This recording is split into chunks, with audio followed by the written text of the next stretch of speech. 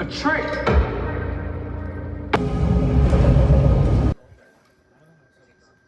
احنا خدنا بريك دلوقتي.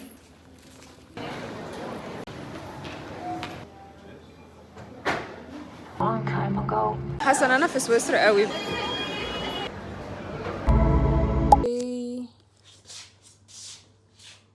هلو، صباح الخير. عندنا النهارده استنى ايه رايكم اولا في الاوتفيت؟ شوفوا لابسه عليه احمر. كنت حاسه ان انا عايزه البس بني، بس يعني ما حسيتش ان البني بيميك سنس دلوقتي، فبصراحه يعني لبست ده وحطيت النيلز دول. مش عارفه، حاسه ان انا شكلي غريب قوي عشان اول مره اطلع بنيلز لازقهم كويس، يعني فاهمين؟ مش اللي هي اللزقه اللي بتيجي مع النيل، لا انا حاطه اللي هي عارفين الامير ده، حاطه بقى امير وربنا يستر لما اجي اخلعهم. بس عموما ده الاوتفيت بتاع النهارده. انت امبارح قعدت زي مش 3 ساعتين. 11 اغسطس، بكره هتفرج على الفيلم. بحاول ان انا يبقى عندي انسبو للاوتفيت، بس ما عنديش اي حاجه بني، مش اي حاجه بني. احاول ان انا اعمل اوتفيت يليق على السولو ديت بتاع النهارده. ما فيش حاجه نفعت بجد، ما فيش حاجه نفعت. انا رايحه اتفرج على الفيلم بتاع ذا اوديسي، وبعدين قعدت امبارح بقى اشوف الاوتفيتس وكده، عشان انا بحب لما اروح مكان ابقى لايقه قوي مع الفايب والحاجات دي. عايزه البس بني باي شكل وباي طريقه، فالجيبه كانت موجوده، الحزام اللي هو الذهبي ده اللي انا كنت لابساه في دهب، والجيبه برضه بتاعه الدهب حلوين، بس ما حسيتش بقى يعني ما كانش عندي حاجه من فوق البسها، فما اعرفش بقى الموضوع باظ مني، وكنت حاسه ان انا محبطه ونايمه بقول ما عنديش هدوم البسها. بس انا اصلا كنت حاطه الاوتفيت ده في دماغي من زمان. المهم يعني لبسته خلاص. حاسه ان انا بفت قوي الفيلم بتاع سبايدر مان اكتر من ذا اوديسي، بس يلا بقى مش مشكله. احنا هنروح على مول مصر عشان انا حاجزه الفيلم هناك، فخلينا دلوقتي بقى نطلع. انا حاجزه فيلم الساعه 1، دلوقتي الساعه 10:30. قلت اروح بدري وكده الف وافطر واشرب، اعمل حاجتي كلها. اوكي بجد كنت عايزه البس بني قوي، كنت عايزه البس الحزام قوي بجد. امبارح كنت شفت بنات عاملين اوتفيتس تحفه وهم رايحين، يلا بقى مش مشكله. يلا لتاني سولو ديت عندنا. اوكي انا وصلت، بس انا مش جايه عند اللي هي بوابه السينما، انا داخله من عند بوابه كارفور، عشان انا جيت بدري بقى، فقلت اشوف لو في حاجه مثلا في إلسي في دفاكتو. لسه برضو محتاجه افطر، هنفطر سوا وبعدين بقى نبقى نتمشى. انا جايه اخر المول والسينما في اول المول، بس لكن مش قادره، الدنيا حر بجد.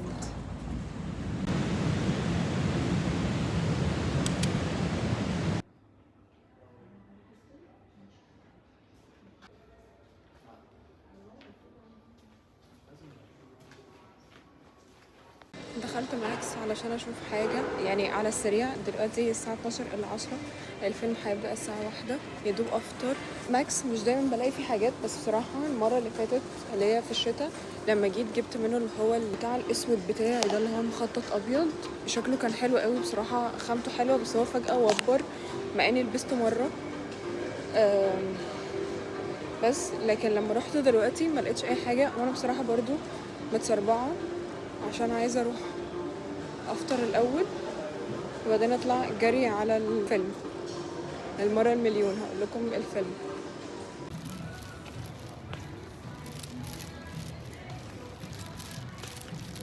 دي كيوت. at some point كنت مفكره ان في سيلانترو هنا، معرفش ليه، بس سرشت على طول ما لقيت فينوس، فقلت اجي مش مشكله اشوف فينوس بيقول ايه النهارده. ما طلبتش فطار قوي، هو انا طلبت ساندوتش تشيكن ساندوتش كده حاجه، وطلبت ايس كراميل.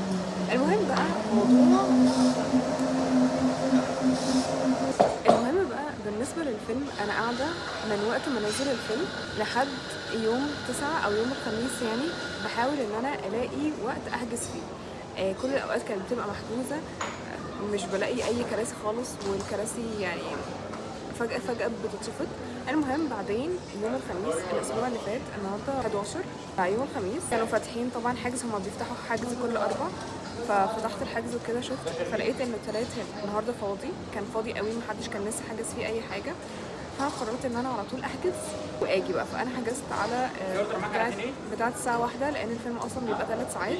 الناس كانت عماله تتكلم على ان انتوا لازم تبقوا شايفين الفيلم بتاع تروي، الفيلم بتاع تروي، الفيلم بتاع تروي. سبحان الله يوم الجمعه بالليل وانا بحول على التلفزيون عادي جدا، ما فيش اي اكسبكتيشن لاي حاجه، فجاه لقيت تروي كان لسه هيبدا، كان جايبين اعلان يعني في فيلم كان شغال كنت بتفرج عليه، بعدين خلص نيكست تروي، وانا اللي هو حرفيا حطيت ايدي على بقي كده عشان انا كنت عايز اتفرج عليه، وهو كان 3 ساعات وانا ما كنتش هعرف ان انا اقعد على اللابتوب 3 ساعات اتفرج عليه.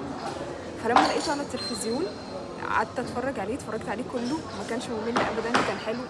انا ما عنديش مشكله ان انا اقعد فتره طويله اتفرج على حاجه، دي مش ازمه بالنسبه لي. مبسوطه قوي عشان الوقت كان بالظبط، انتوا متخيلين يعني انا حاجزه يوم الثلاث، الفيلم شفته الجمعه، فانا جايه عارفه مين بيقول ايه. الساعه دلوقتي بالظبط 12:21، حاسه ان انا هموت من الحماس وجايه اطلب متاخر. المفروض كنت اجي هنا بدري، ما كنتش ادخل، بس انا دخلت عشان اجيب ميه، دخلت كارفور اجيب ميه عشان ما كانش معايا ميه، وقلت له بقى ان انا محتاجه يعني الاوردر بتاعي ممكن ياخد وقت قد ايه، لان انا محتاجه اطلع اجري. فراح بيقول لي عندك شغل، ف يعني لو قلت له ان انا رايحه فيلم ممكن يقول لي لا او هاخره ومش عارفه ايه وكده. قلت المفروض ان انا عندي شغل وكده، الفيلم برضه يعتبر شغل بالنسبه لي.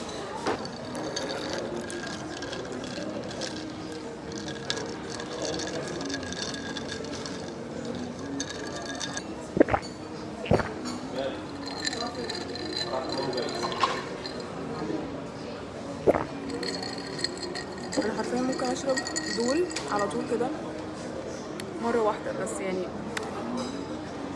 انا منتظره عشان مش عايزه اشرب قهوه على طول على معده فاضيه. عايزه اقول لكم على حاجه امبارح كنت بفكر فيها. الناس مثلا لما بتشوف حد خارج لوحده او طالع لوحده او كده بيشعروا بالحزن تجاهه، او انه ايه ده هو ما عندوش حد يخرج معاه. شكرا. ايه فالنقطة هنا انه بجد موضوع ان الواحد يخرج لوحده دي حاجة حلوة قوي، وان انت اصلا ان انت تبقى قادر تخرج مع نفسك with your own thoughts كده، انا وافكاري وارائي في مكان واحد. يعني انا مثلا دلوقتي قاعدة مش شايلة هم مثلا حد جنبي او اي حاجة من الحاجات دي، بجد قاعدة مبسوطة قوي ان انا خارجة لوحدي.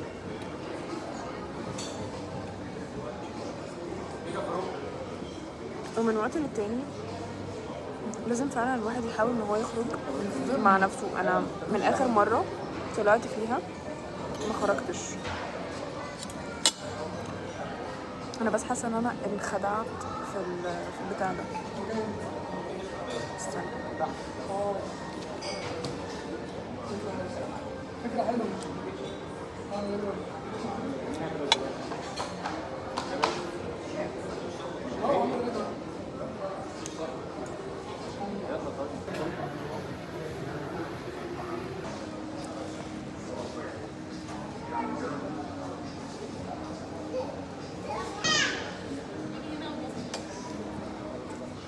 في بنت كاتبالي في الكومنتات بتقولي ما ينفعش تعدلي الميك اب بتاعك وانتي بره وكده قدام حد عشان بتحس ان هو عيب وكده. حاضر يا بنوته، يعني الاتنين.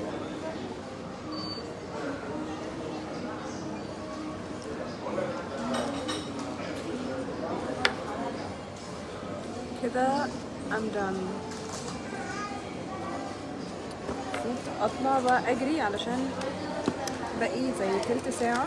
بص انا جبت لواتر ماشي just in case بقى لو انا يعني ضاعت في الفيلم تبقى معايا ماشي. ودي مية، انا اصلا عايزة ارمي الكيس ده، فيلا بقى خلاص كده يلا بجد. المفروض ان هو بقى ايه ربع ساعة دلوقتي. انا بوتركم، لازم اوتركم معايا، مش هبقى متوترة لوحدي ابدا. انتوا فاكتوا اهو في ناس مفيهوش حد، انا مش هدخل حاجة دلوقتي، انا المفروض اطلع اجري زي ما انا عمالة اصيح من اول ما جيت هنا، مش هبص جنبي حتى. المهم بقى عايزه اقول لكم على حاجه امبارح كنت بفكر فيها، بغض النظر عن نقطة ان الواحد يطلع سولو لوحده وكده ويهفن مع نفسه. في كونسبت تاني الا وهو how to create yourself from scratch. نقعد نتكلم كتير قوي على حتة ان انا مش لاقية نفسي، انا عايزة الاقي نفسي، طب هو انا مش عارفة ايه، ونقعد بقى نصيح على الحاجات دي. طب لو جينا فكرنا هل النفس اللي احنا بندور عليها دي هي فعلا هتساعدنا؟ يعني ممكن مثلا نورهان اللي انا عماله ادور عليها دي، اللي انا مش لاقيها، اللي انا عماله اقول يا انا بحاول ادور على نفسي، بحاول الاقي نفسي. الناس لما بتيجي تدور على حاجه بتبقى عارفه هي ايه، بتبقى عارفه شكلها، بتبقى عارفه مظاهرها، بتبقى عارفه كل حاجه. لكن انا شايفه انه من الاسهل بالنسبه لنا دلوقتي ان احنا نبدا نعمل الفيرجن اللي احنا فعلا كنا عايزين نعملها من واحنا صغيرين. لان واحنا صغيرين كانت الناس هي اللي بتحط لنا الانبوت بتاعتنا، هي اللي بتحط لنا المعلومات، هي اللي بتقول لنا تجاربها. فاحنا واحنا صغيرين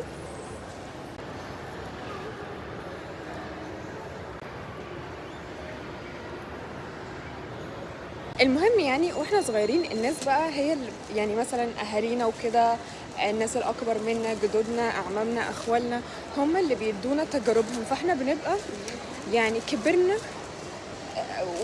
واحنا حاملين هذه التجارب. فاحنا يعني مش نفسنا فولي 100%. فاهمين ازاي؟ احنا اسقاطات تجارب الاخرين علينا. فاحنا دلوقتي لما كبرنا وبقينا كبار شويه وواعيين وعندنا وعي، الاسهل لينا والاحسن لينا انه احنا نبدا. هي راحت فين؟ اهي.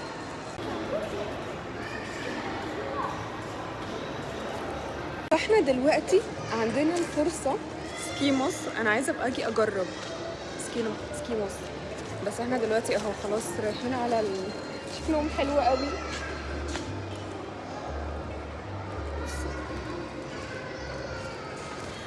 فاحنا دلوقتي عندنا الفرصة ان احنا فعلا نبني نفسنا ونبني الحد اللي احنا كان نفسنا فيه، بدل ما اكون طالعة برضي اللي حواليا ماشي في حاجات هي ما تهمنيش، او ممكن بعد فترة ما بقاش مهتمة بيها. انا دلوقتي عندي الفرصة ان انا ابني والله انا عايزة اتكلم مع الناس ازاي، عايزة الناس تتكلم معايا ازاي، اكون بلبس ايه، طيب الرياضات اللي انا بحبها، الرياضات اللي انا مش بحبها، اللغات اللي انا عايزه اتعلمها، اللغات اللي انا مش عايزه اتعلمها. فانا دلوقتي عندي الفرصه ان انا فعلا اكون 100% انا، اعمل كل الحاجات اللي انا كنت عايزه اعملها. ف يعني انا شايفه ان الموضوع ده اسهل بصراحه واحسن. ان هو مش سهل، لان الموضوع ده بيعلمك ازاي ان انت make your own decisions وتبقى responsible على الديسيجنز دي. ف مش كل الناس بتبقى عايزه تاخد الموضوع ده، يعني مش كل الناس بتبقى عايزه تبقى responsible على حياتها. لا، بيبقوا بيستسهلوا قوي ان حد مثلا يوجههم او يقول لهم لا اعمل دي، لا اعمل الحاجه الفلانيه، لا اعمل الحاجه العلانيه. فده بالنسبه لهم بجد بيبقى اسهل كتير قوي. انا دلوقتي وصلت، هوريكم، استنوا.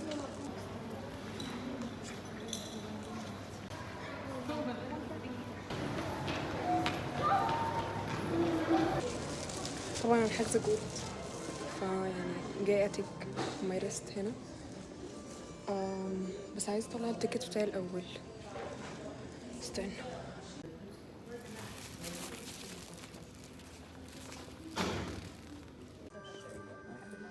جيت دلوقتي الساعة 12:57. انا محبطة قوي من التيكت دي، عشان انا فكرتها اللي هي التيكت، عارفين اللي هي الكرتون دي، فكرتها التيكت دي. بس قلت لها انا عايزه التيكت، فقالت لي ماشي، فقامت طبعا لي دي. فبقول لها هي دي، فانا بتقول لي قلت لها انت متاكده انت فاهمه قصدي، انا عايزه التيكت اللي هي. انا بتقول لي والله انا فاهماكي بس هي دي التيكت بتاعتنا. انا was like معلش لازم كل شويه اوريكم ضوافري، حاسه ان انا بقيت موجوع بيهم دلوقتي.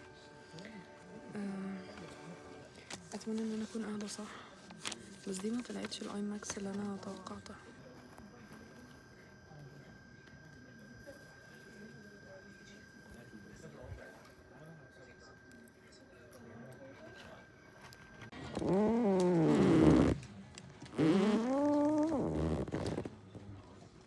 Put her there, pal.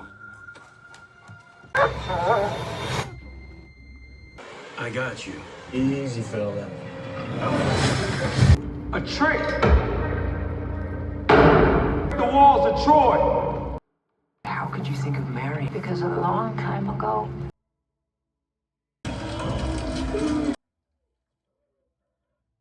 احنا خدنا بريك دلوقتي.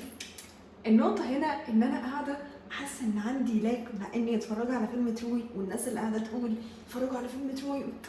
هوفيكم بالتفاصيل بعد ما اخلص، بس انا محتاجة دلوقتي يعني انجز اظبط نفسي وكده علشان البريك 10 دقايق. المرة المليون ضوافري. او ماي جاد.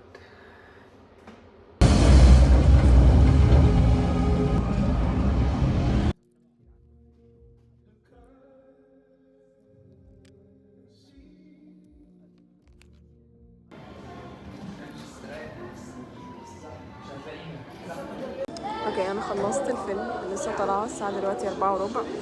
عندي حاجتين في الاول. طبعا وقع، بس مش هي دي النقطه. اول نقطه، انا كنت مفكره ان انا حاجزه يعني اللي هي ال4DX، تمام. فانا قعدت بنص الفيلم لحد البريك، وبعدين وانا طالعه فبسال يعني قلت اتاكد يعني ان انا حاجزه صح ولا لا. فاتضح ان انا حاجزه صح، بس انا مش حاجزه 4DX، مع اني كنت مفكره ان انا حاجزه 4DX. 4DX دي اللي هي بقى الكراسي بتتحرك وممكن يرشوا عليكم ميه والكلام ده. هو عموما لو انا كنت حاجزه 4DX كان زماني طالعه مبلوله، بس انا دلوقتي عماله اتوه يعني في الموضوع علشان انا متضايقه ان انا ما كنتش اعرف ان ال4DX هو ده اللي بيديني التجربه دي. انا كنت عايزه التجربه دي، تمام. فانا لما دفعت فلوس في الجولد اكتشفت يعني هو اللي انا خدته زياده، اخدت كراسي جلد واخدت مساحه ضيقه من الناس، مش يعني احنا مش كتير، ما كناش كتير. ف حسيتها عاديه يعني، حسيت عادي. هي بس الفكره في ان الكرسي كان مريح لمده 3 ساعات وبيرجع لورا.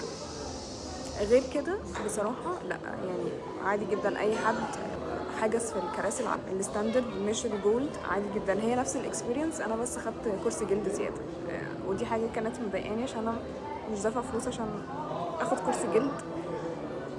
كنت حاسه ان هم المفروض على الويب سايت يقولوا ان والله ال4DX هي مثلا اللي انتوا هتاخدوا فيها، مع اني قعدت اسال يعني، قعدت اعمل سيرش وكده ومش عارفه ايه، بس ما كانش ظاهر لي اي حاجه.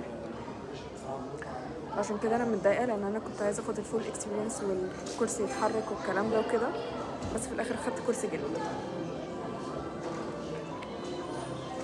المهم طول الفيلم وانا قاعده يعني حاسه ان انا دلوقتي حاطه ايدي على قلبي بصراحه. بس النقطه هنا برضو حاجه، الفيلم بيتكلم على اوديسيوس وهو راجع بقى وطنه. ففي تروي لما بتوع اسبارتا راحوا تروي ودخلوها وحطوا الحصان وكانوا جواه ومش عارفه ايه وكده، هما بقوا عايزين يرجعوا بلدهم بعد اللي هما عملوه في تروي.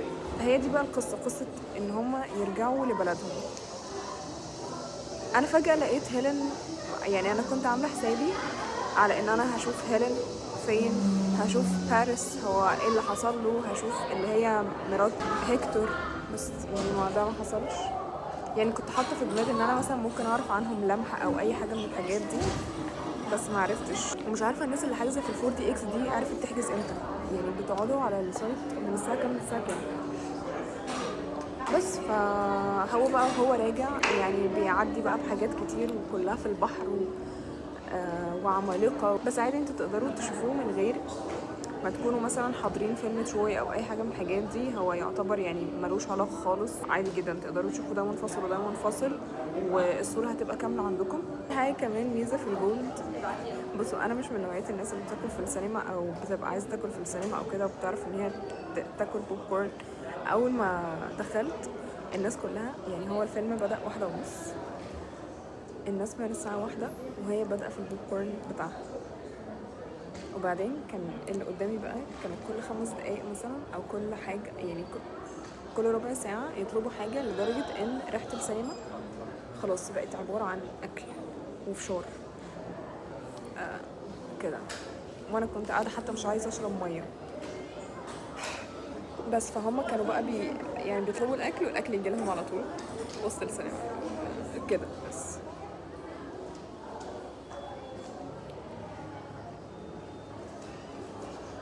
I don't wanna be disappointed. بس دي حاجة يعني سولو عملتها، كنت عايزة اتفرج على فيلم لوحدي. تصوير الفيلم حلو، الاماكن حلوة، اللاندسكيبس بتاعتهم حلوة قوي، وانا بحب قوي الوايد انجلز في كل حاجة. فبحس ان هي بتديني كده يعني اتساع. وبعدين العنصر البشري كده كان بيبقى دايما يعني في مشاهد بيبقى هو دايما العنصر البشري واحد في المشهد الواسع. انا برضو بحب الحاجات دي قوي، بس انا في حاجه من جوايا disappointed كده. في ازدحام يعني مهول. كويس ان انا جيت حضرت اللي هي بتاعت بدري دي. بس في حاجه تاني بقى، تقريبا في حد من الممثلين جاي عشان في كاميرات وحاجات، ف مش عارفه مين بصراحه جاي. ابقى كرنج واسال مين جاي.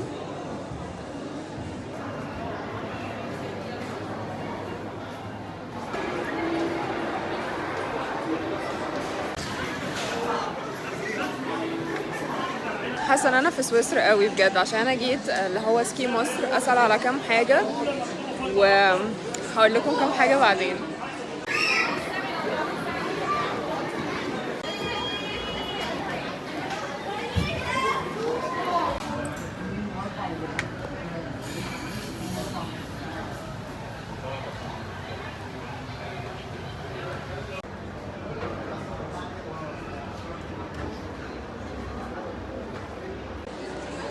شفتوا الجزئين اللي انا وريته لكم؟ في اللي هي التله الكبيره، وبعدين في اللي هي البلاي جراوند دي، او اللي هي المكان اللي بيلعبوا فيها. دلوقتي انا كنت بشوف الحته اللي هي الصغيره اللي انا لسه موريها لكم دي، الناس تيجي تلعب فيها. بس التله الكبيره دي هي سكي سكول، فبتيجوا بقى بتتعلموا السكيتنج. تمام. المهم وانا شايفه دلوقتي الناس وهي بتلعب، يعني افتكرت وانا صغيره كده لما كنت بروح اسكي انا كمان وبعدين حسيت ان انا كمان عايزه اجي العب سكيتنج، عشان بجد كنت حاسه ان هي نوستالجيا قوي. وبعدين الموضوع كان اللي هو يا الله نورهان الصغنطوطه. هشوف الموضوع ده. المفروض ان انا عايزه افتكر في مره لما كنا هناك، تمام، كانت في واحدة وقتها كانت تتدرب على البطولة بتاعتها. كانت بجد كانت شاطرة قوي بطريقة مش طبيعية. وحتى انا بحب قوي ان انا اشوف الناس وهي بتسكيت، وهي بجد كانت فنانة، كان شكلها حلو قوي. وبعدين كانت بتجيب رجلها وبتلف كده. عندي نوستالجيا دلوقتي. بس لو بقى ان هنا انا باجي يعني مش هاجي مرة واحدة هفن، لا انا هاجي اتعلم ازاي فعلا اسكيت كويس واسكيت صح على 5 سيشنز، مش سيشن واحدة. اوكي، هدخل فيسز في البرفيوم بتاع جيرلاند عايزة اجربه، والبرفيوم التاني بتاع ديمورلي برضو عايزة اشوفه لو كان موجود. هل انتوا عارفين انه عدى اسبوع على الفيلم؟ عشان تعرفوا بس انا بتاخر قد ايه. بس انا هقول لكم على حاجه، انا بصراحه كان لازم اتعافى من اللي حصل لي في الفيلم. بصوا يا جماعه، انا بأحبط قوي لما اكون متامله حاجه، لما اكون متامله في اكسبيرينس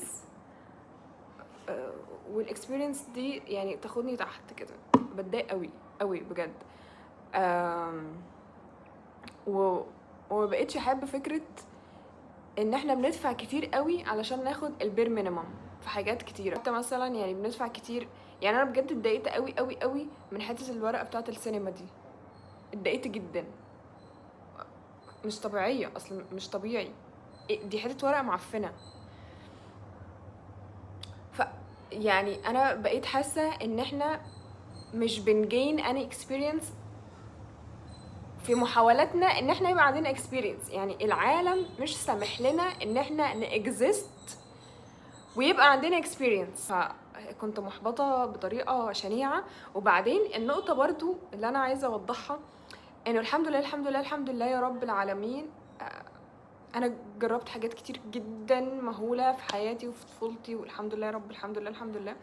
وانا اكشلي الحمد لله يا رب كنت بحصل على experience بالهبل من غير حتى ما يعني كنت بحصل عليها كده. فانا عارفه معنى ان الواحد يكون عنده يعني يجرب حاجه فتعجبه فتملاه كده من جوه. لكن انا بقيت حاسه ان انا في لوب بحاول ان انا احصل على اكسبيرينس واقول ماشي انا هدفع علشان اخد الاكسبيرينس، بدفع ومش بلاقي الاكسبيرينس دي، بدفع ومش باخد المقابل اللي يرضيني كده من جوه، احس ان انا راضيه. عارفين لو انا مثلا ما كنتش اعرف موضوع، يعني لو انا مثلا ما كانش عندي اكسبيرينس سابقه، ف اقول يعني اضحك بقى على مخي واقول والله هي دي هي، اضحك على مخي. لا excuse me sorry، ما اقدرش اعمل كده، لان الحمد لله الحمد لله انا عارفه معنى الهاي ليفل من الاكسبيرينس عامل ازاي. ف في حاجات كتير قوي بتحبطني قوي، وبرضو ما كنتش متوقعه ان انا لما هكبر، يعني انا قلت ان الواحد لما هيكبر يكون عنده يعني يشتغل ويبقى عنده فلوس ومش عارفه ايه وكده، فيقدر يحصل بقى على حاجات. يعني اذا كان الواحد بقى بيحصل وهو صغير على حاجات واو كده، فالواحد بقى متحمس بقى ان هو يكبر ويكون عنده فلوس ويحصل بقى على حاجات اكبر واكبر. بس يعني هي دي الحاجات اللي بتخليني كده ابقى رافضه ان انا اطلع بره، رافضه ان انا يعني احبط تاني، مع اني بجرب تاني. ده مش معناه ان انا يعني هقطع تجارب، ما انا مش هعرف اعيش، بس يعني باخد فتره كده. انا عندي ليكم مفاجاه. فاكرين الاء اللي انتوا شفتوها في مصريات بنات وانا عباس العقاد؟ لو انتوا شفتوش الفلوج ده روحوا شوفوه. وهقول لكم هي عملت شنطه لابتوب تحفه. قالت لي نورهان هبعت لك واحده، اكشلي بعتت لي، انا كنت هموت امبارح. هي وصلت لي امبارح، فقعدت اقول افتحها ولا ما افتحهاش، افتحها ولا بصراحه انا فتحتها ما قدرتش اقسم بالله. بس هقول لكم اولا بذمتكم مش حلوه. النقطه هنا اللي انا متحمسه اموت علشانها ان دي مش شنطه لابتوب عاديه. بصوا بقى، هي بتاخد اللابتوب. انا حطيت فيه حاجات كتير قوي امبارح عشان اجربها، لان انا ناويه اعمل لكم ريل عنها، فاستنوا الريل عشان بجد بتاخد حاجات كتير. يعني هي تبان ان هي شنطه لابتوب بس، ده هيكون الهوك، تبان ان هي شنطه لابتوب بس، ولكن لما تفتحوها هتلاقوا ان هي ممكن تشيل العالم بتاعكم كله.